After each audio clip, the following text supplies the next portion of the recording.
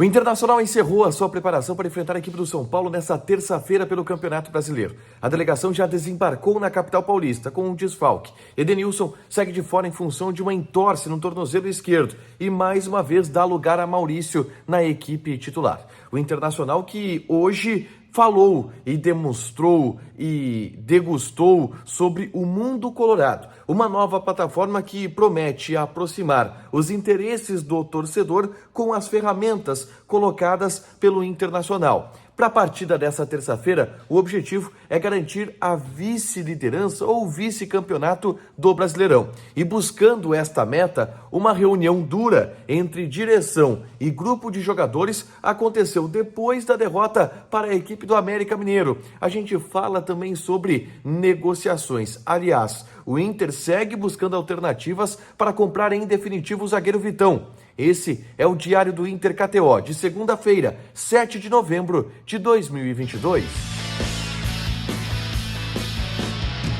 Tudo bem, gente? Obrigado pela participação aqui. Não esquece de deixar teu like, te inscrever, de ativar as notificações. Bora falar do Internacional. Aqui no A Dupla, nesse vídeo, um resumo do que de mais importante aconteceu no noticiário colorado ao longo desta segunda-feira. Eu começo falando do treinamento desta manhã com os portões fechados, onde Mano Menezes definiu a equipe que vai enfrentar o São Paulo nessa terça-feira pelo Campeonato Brasileiro. E o time, apesar de ter sido definido em uma atividade com os portões fechados, ele é conhecido de todo mundo. Até porque o Inter divulgou a lista de relacionados ao chegar na capital paulista. E na lista de relacionados, a ausência mais sentida é a de Edenilson. O meia ainda não se recuperou de uma entorse no tornozelo esquerdo sofrido na partida contra o América Mineiro e por isso fica de fora desse jogo. Maurício ganha vaga novamente no time titular, que vai ter Kehler, Bustos, Vitão, Mercado e René, Johnny de Pena, Maurício, Alan Patrick e aí a grande dúvida, Pedro Henrique ou Wanderson, na frente, Alexandre e Alemão. Eu tô apostando ainda em uma sequência do Pedro Henrique, tá? Por mais que muita gente ache que o Mano esteja fazendo um rodízio, um revezamento entre os dois jogadores, eu tô achando que ainda vai de Pedro Henrique para encarar o São Paulo nessa terça-feira lá no estádio do Morumbi, beleza? Sobre a lista de relacionados ainda, você notou que constou o nome do Daniel.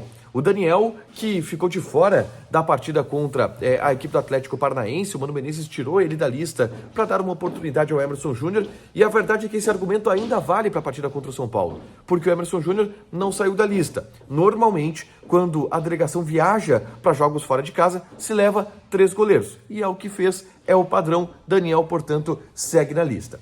Eu quero ainda falar sobre o jogo dessa terça-feira, mas do ponto de vista de uma conversa que eu tive com um importante dirigente do Internacional na manhã dessa segunda-feira, tá?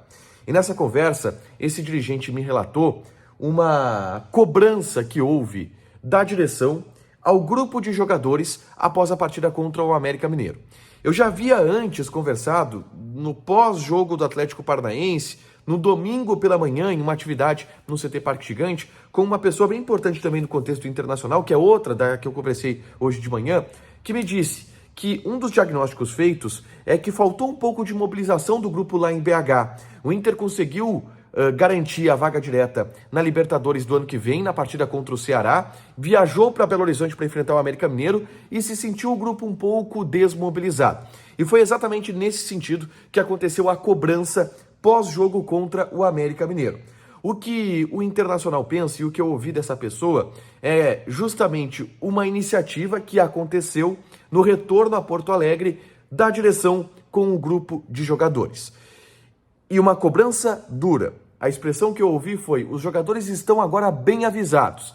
E nessa cobrança foi deixado clara a importância institucional, financeira, patrimonial do Inter ser o vice-campeão brasileiro em 2022. Se os jogadores tivessem relaxado, a direção foi lá e esticou mais um pouco a corda. Não dá para afrouxar agora porque a gente faz questão de ser vice-campeão brasileiro. E vocês tratem de manter a corda esticada para que a gente seja vice-campeão brasileiro. Eu até toquei no assunto premiação com essa pessoa, mas ela me deixou claro que esse tema ficou para ser debatido depois com o grupo de jogadores. Classifique, depois a gente até pode ver algum tipo de premiação. Mas foi deixado claro nessa cobrança que o Inter não iria aceitar esse tipo de desmobilização do grupo de jogadores na reta final e foi esticada a corda antes ainda da partida contra o Atlético Paranaense, tá?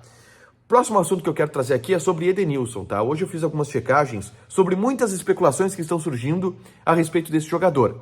A primeira delas, que veio de São Paulo, é de que o São Paulo estaria interessado no Edenilson. Eu conversei com um dirigente paulista que me negou essa história. Mais tarde, o pessoal do Terra, do portal Gol, publicou que 2 times estão interessados no Edenilson, o Santos e o Bragantino. Eu conversei dessa vez com pessoas ligadas ao Edenilson, que me afirmaram que até o momento não houve nenhuma procura, mas o nome do Edenilson começa a ser esquentado nos bastidores do mercado da bola, o que é natural, porque ele mesmo já manifestou algumas semanas atrás que queria sair. Logo, aquelas equipes que estão procurando jogadores para a função do Edenilson começam a cogitar o Edenilson. Mas eu vou relatar para vocês, o ambiente que eu vejo hoje é de permanência do jogador e não de saída dele, por mais que há algumas semanas ele tenha dito que queria sair. Hoje à tarde, eu publiquei um vídeo aqui no canal falando sobre uma cartada que o Internacional tem para tentar comprar Vitão. E essa cartada envolve valores que o Inter ainda precisa receber do Shakhtar Donetsk, envolvendo a venda de Vinícius Tobias. Eu trouxe no domingo, na tarde de domingo, um relato de um outro dirigente que me deu um ar de preocupação, tá? Sobre a situação do Inter e de Vitão, que estava muito complicado de comprar o Vitão e até um tom conformista com a possibilidade do Vitão ir embora. É um tom diferente dessa conversa que eu tive com um outro dirigente nesta manhã de segunda-feira. Ele me relatou essa alternativa do Vinícius Tobias e me relatou também o plano do Internacional, por que o Internacional não sai fazendo nenhuma proposta para o Shakhtar agora. Vale a pena assistir esse vídeo, é só clicar aqui para ficar mais inteirado sobre qual o plano do Internacional para ainda ter Vitão. Na manhã desta segunda-feira, eu estive no Beira-Rio e eu acompanhei uma divulgação, uma apresentação que a direção do Internacional fez sobre o Mundo Colorado. É uma ferramenta que já está disponível, inclusive, no site do Internacional, que vai virar um aplicativo até o início do Campeonato Gaúcho e que agrega todas as funções que o site dá, só que dentro de um aplicativo, logo de uma maneira muito mais ágil e precisa e eficaz, tá? E estão tentando colocar ali conteúdos especiais, colocando promoções, descontos, programas de milhagem. É uma plataforma muito interessante para agregar o torcedor colorado ao dia a dia do Internacional e aproximar torcedor e clube. Eu achei bem legal e ao longo dos próximos dias vocês devem ter mais novidades em relação a isso, tá? Para fechar, vamos falar de KTO. Eu vou passar aqui as odds de Internacional e Atlético Mineiro. A vitória do Internacional, de Internacional e São Paulo, perdão. A vitória do São Paulo, ela tá pagando 2. O empate está pagando 3,5 e a vitória do Inter está pagando 3,8. Joga lá na KTO, te registra, coloca o cupom ADUPLA que tu ganha 20% de bônus em cima do teu primeiro depósito. Deixa teu like, te inscreve, ativa as notificações que vai ter mais conteúdo aqui no canal. Beijo!